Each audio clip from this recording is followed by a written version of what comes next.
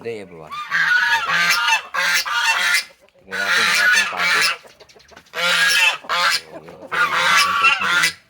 Yung behavior nila. So tingnan nyo.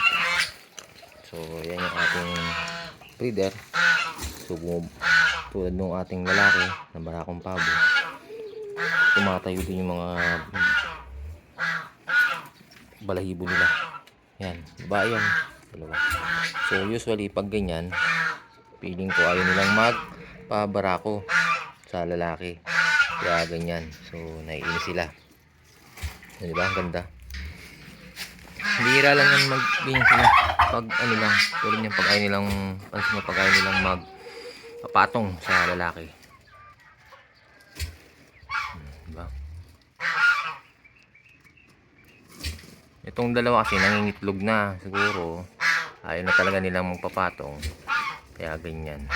Tapos so ewan ko lang sa iba kung ganin yung ano, ang kaalaman nila regarding sa behavior ng ating mga inahing pabo. So ganyan.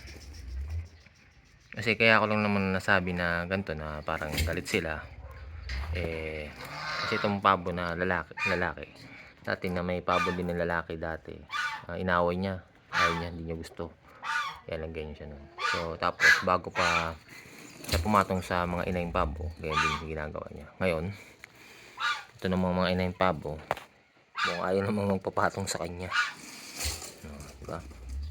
So yan yung characteristic na napansin ko mula nung ako yung nagpabo. 2 years na kasi ako nag-alaga ng pabo. Ayun, nag-aaway na sila.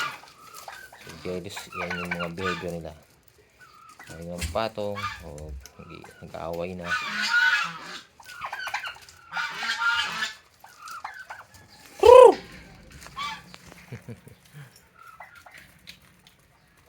So mamaya gagawin natin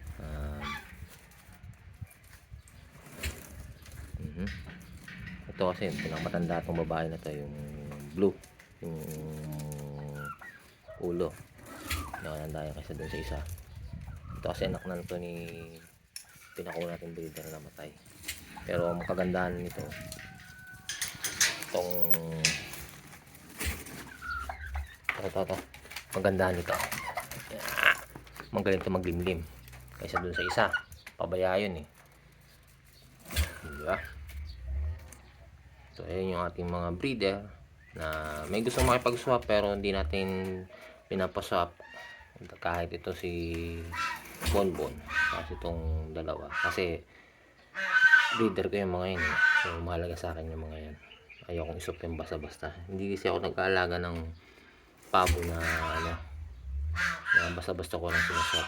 Kahit ito hindi mapanakit to